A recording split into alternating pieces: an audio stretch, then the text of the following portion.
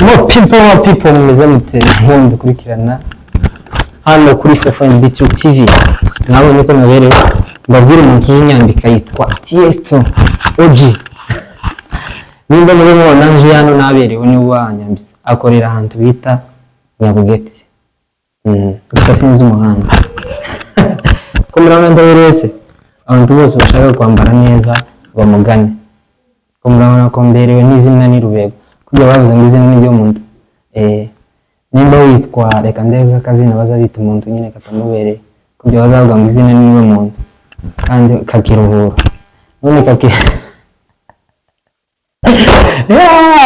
ni koso jereka kwanga banze mbwira abantu bankurikirana umugore wanje ikintu cya mbere nushika mu rugo ikintu cya mbere ukwiriye gukora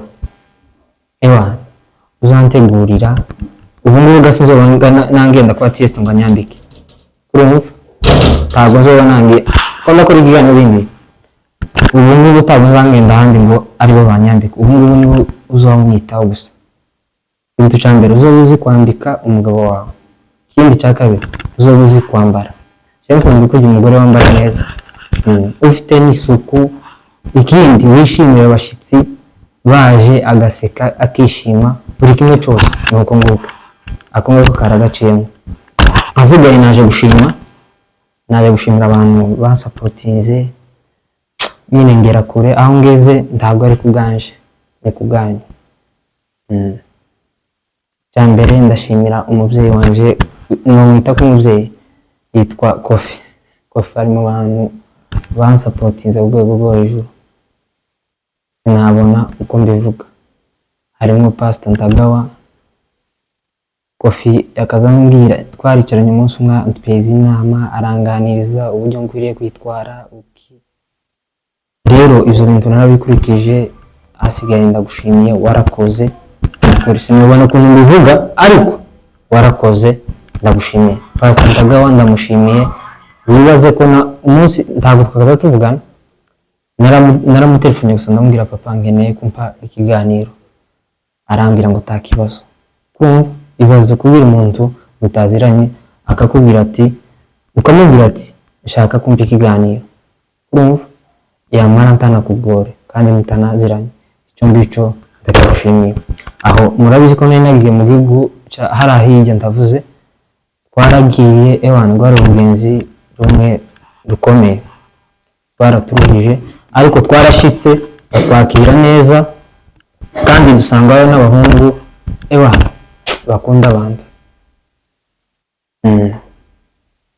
bakunda abantu hariho Lewis n'Amatayo ni abantu bamfashije cyane n'umuvandimwe Fofo baradufashije ku rwego rwo hejuru urumva mu bantu gusa narashitse ndamubwira brother dukeneye ikiganiro twaje muri iki gihugu dukeneye ngo cyane yacu iduge tubashike batwakira neza wibaze ko baza bitegera amafaranga yabo bakaza bakadusanga ahantu twari turi ku mafaranga yabo twaje kubarira bakavuga ngo ati oya mureke turari so ndabashimira brother kandi muzakomeze uwo mutima rero isi nibabuze ejo bundi ngo se kuba umusitari witirirwa ngo uri umusitari nta kintu ufasha umuntu n'umwe ese bisigura iki tacu kuvuga ngo uri umusitari utazufasha imfubyi utazufasha abantu bambaye gusa abantu baba burara udafite nawe wagejeje abandi kumva ntabwo uri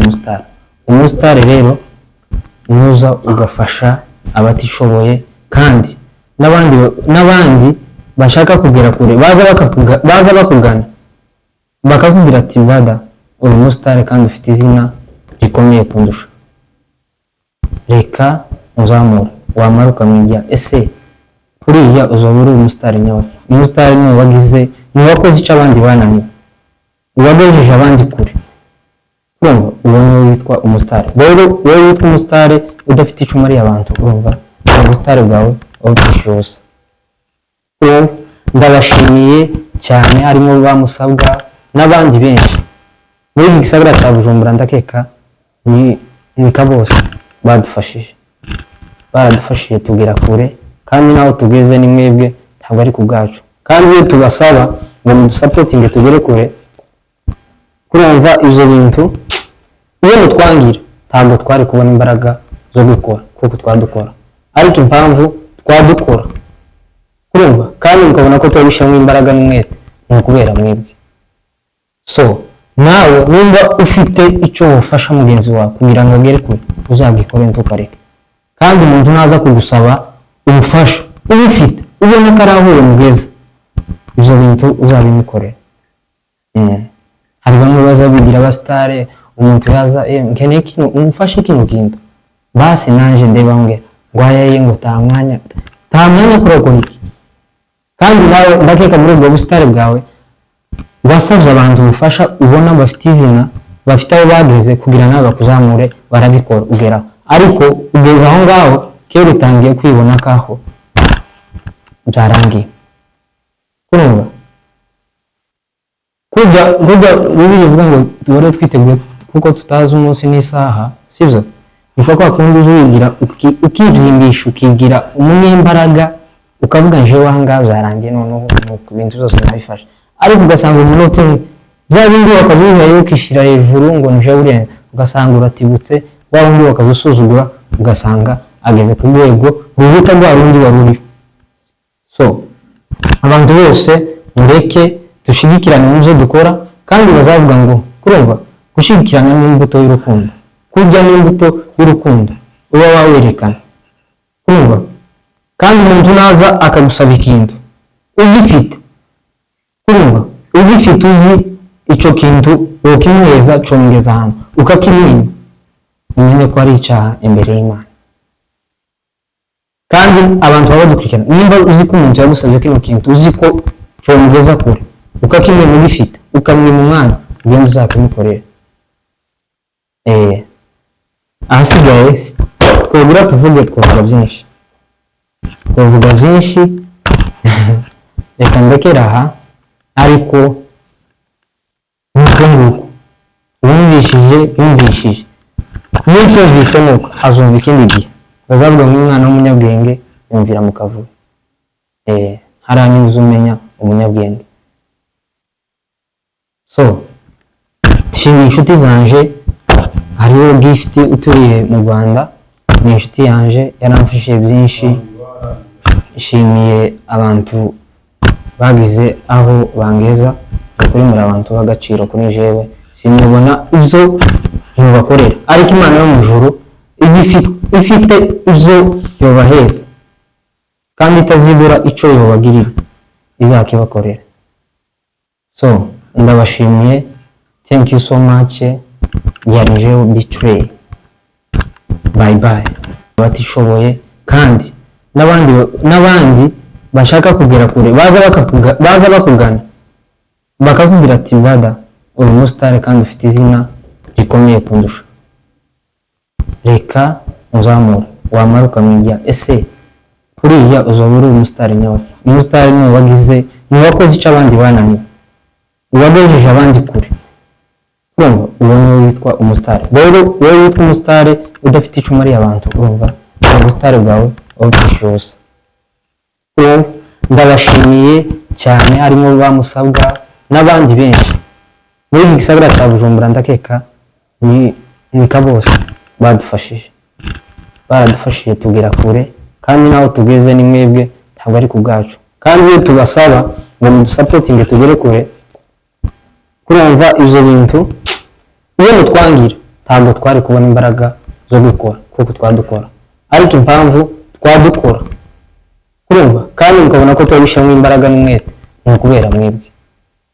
So nawe nimba ufite icyo wafasha mugenzi wawe kugira ngo agere kure uzagikore ntukareke, kandi umuntu naza kugusaba ubufasha ubufite ubona ko arahuye mugeza ibyo bintu uzabimukorera. Hari bamwe baza bigira abasitare, umuntu yaza nkeneye kino umufashe kino kintu basi nanje ndebambwe ngwayaye ngo ta mwanya kurakora iki, kandi nawe ndakeka muri ubwo busitare bwawe wasabye abantu ubufasha ubona bafite izina bafite aho bageze kugira nawe bakuzamure barabikora ugeraho, ariko ugeze aho ngaho kera utangiye kwibona kaho byarangiye. Kurumva kujya bibiri bivuga ngo duhore twiteguye kuko tutazi umunsi n'isaha, sibyo? Niko kwa kundi uzigira ukibyimbisha ukigira umunyembaraga ukavuga nje wanga byarangiye noneho ku bintu byose nabifashe, ariko ugasanga umunota bya bindi wakazuzayo ukishira hejuru ngo nje urenga, ugasanga uratibutse wa wundi wakazusuzugura ugasanga ageze ku rwego ruruta rwa rundi waruri. So abantu bose mureke dushigikirane mu byo dukora, kandi bazavuga ngo kurumva gushigikirana n'imbuto y'urukundo, kurya n'imbuto y'urukundo uba wawerekana, kurumva. Kandi umuntu naza akagusaba ikintu ugifite, kurumva, ugifite uzi ico kintu wokimuheza congeza ahantu ukakimwima, umenye ko ari icyaha imbere y'Imana. Kandi abantu baba badukurikirana, nimba uzi ko umuntu yagusabye kino kintu uzi ko congeza kure ukakimwima ugifite ukamwima umwana, ugenda uzakimukorera. Ahasigaye twabura tuvuge twavuga byinshi reka ndekera aha, ariko nuko nguko yumvishije n'utumvise nuko azumva ikindi gihe, bazavuga ngo umwana w'umunyabwenge yumvira mu kavuyo. Haranyuze umenya umunyabwenge.